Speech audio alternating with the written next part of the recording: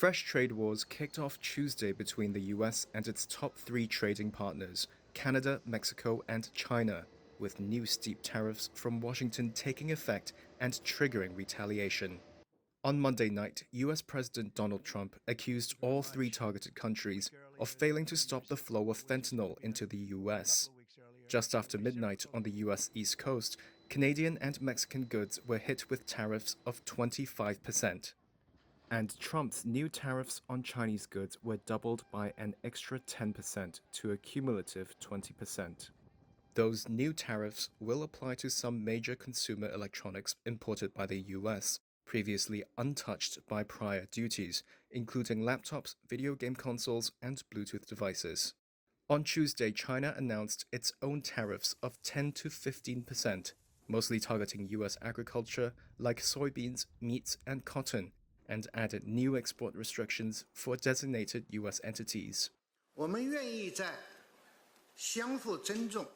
Speaking to reporters Tuesday, a Chinese parliamentary spokesperson said China was willing to resolve US concerns through consultation and dialogue, but will not accept threats and oppression.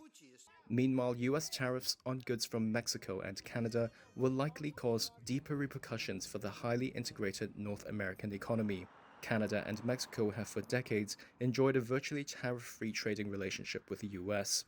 After Trump confirmed tariffs would proceed, financial markets reeled and global stocks tumbled. Both the Canadian dollar and Mexican peso fell against the US dollar.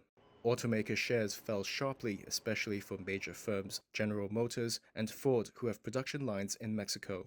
Speaking to Reuters, Chris Brigatti, Chief Investment Officer of Southwest Business Corporation, says consumers will bear the brunt of Trump's tariffs.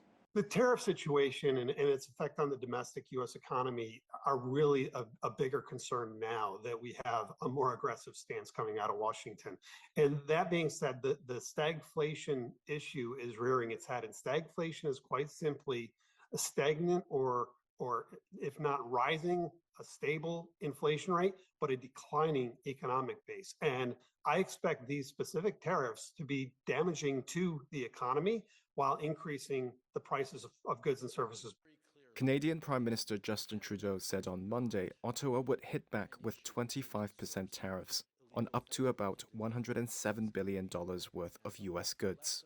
Mexico's economy ministry said President Claudia Sheinbaum is expected to announce her response Tuesday. On Tuesday, markets responded to the news with stocks falling and bond yields sliding across Asia and Japan's Nikkei closing down 1.2%.